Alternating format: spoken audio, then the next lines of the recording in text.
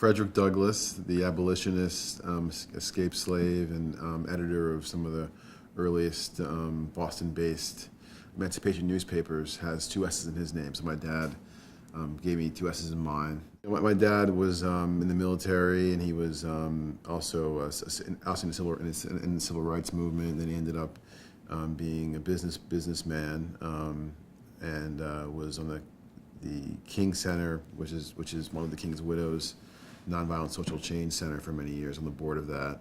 My mother was in the sit-in movement in the early 60s. I went to Harvard Law.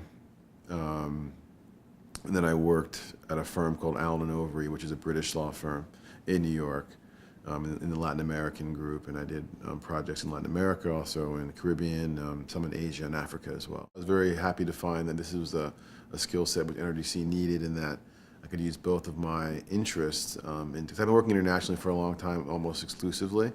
And I really wanted to do something domestically, be involved in this great debate we're having now. And energy really is the basis for the modern economy, the modern lifestyle. It's the basis for what many people aspire to in the developing world. It's also the basis for how we're destroying the world. We were for a week in Santiago meeting with the government, with the U.S. Diplomats there, with several NGOs who are involved in energy policy, and we have an anti-dam campaign in Patagonia, which is a NRDC biogem. Hopefully we're going to find a way to work both on the biogem project to save Patagonia, but also to help the Chileans, as they've requested our help in this respect, to sort of shift some of the debate on energy a little bit forward. The most important decision in the near term is to get businesses to understand that the industry has to shift the way it produces energy, the way it uses energy. The earth is not something to be exploited, but something to be cared for.